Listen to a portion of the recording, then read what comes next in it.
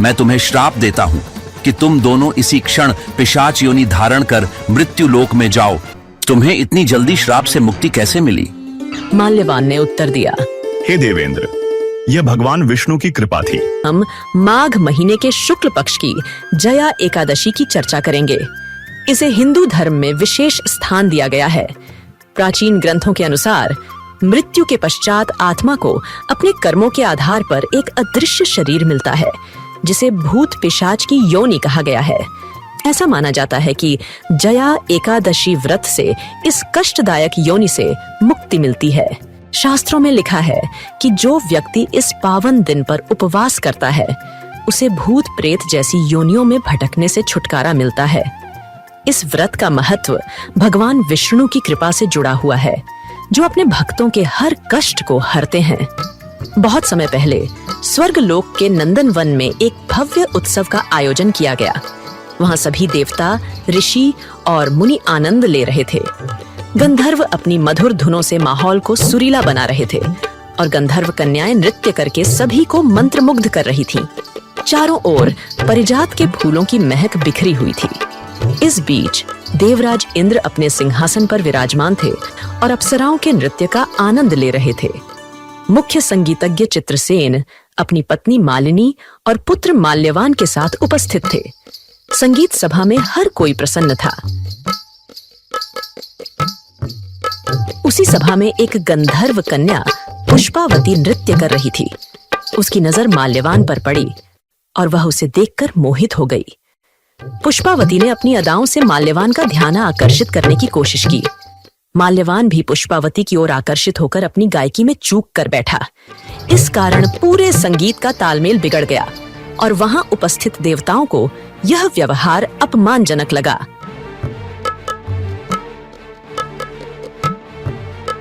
देवराज इंद्र यह सब देखकर क्रोधित हो उठे।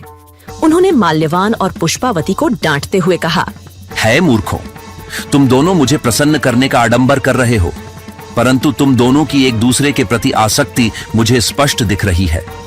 इस भरी सभा में तुमने मेरा अपमान किया है।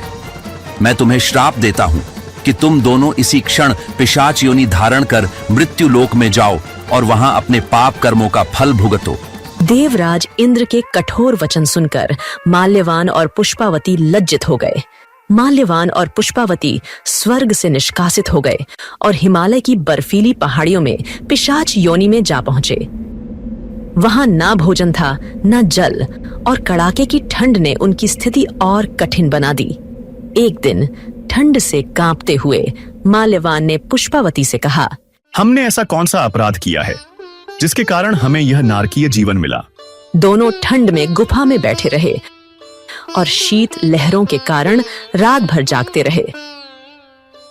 उन्होंने रात भर भगवान श्री हरि का ध्यान किया और अपने पापों के लिए पश्चाताप किया। संयोगवश वह दिन जया एकादशी का था। उन्होंने अनजाने में इस दिन उपवास और रात्रि जागरण किया। सुबह होते ही दोनों की मृत्यु हो गई और उनकी आत्मा को पिशाच योनि से मुक्ति मिल गई। वे अपने दिव्य स्वरूप में लौट आए। स्वर्ग से एक अद्भुत विमान आया जो उन्हें लेकर स्वर्गलोक पहुंचा। स्वर्ग में देवराज इंद्र ने आश्चर्यचकित होकर उनसे पूछा, तुम्हें इतनी जल्दी श्राप से मुक्ति कैसे मिली?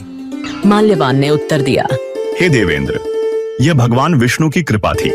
हमने अज्ञानता में उनकी प्रिय जया एकादशी का पालन किया, जिससे हमें यह दिव्य शरीर पुनः प्राप्त हुआ। देवराज इंद्र ने मुस्कुराते हुए कहा, श्री हरि की भक्ति सदा सर्वश्रेष्ठ फल देती है। मैं तुम्हें स्वर्ग में एक विशेष स्थान प्रदान करता हूँ। इसलिए हमें भी जया एकादशी का व्रत श्रद्धा और निष्ठा से करना चाहिए। इस दिन किया गया उपवास और भगवान का स्मरण व्यक्ति को सभी पापों से मुक्त करता है और उसे वैकुंठ की प्राप्ति कराता है।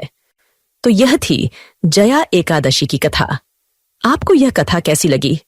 कृपया कमेंट करके बताएं और हमारे चैनल को सब्सक्राइब करना न भूलें। धन्यवाद।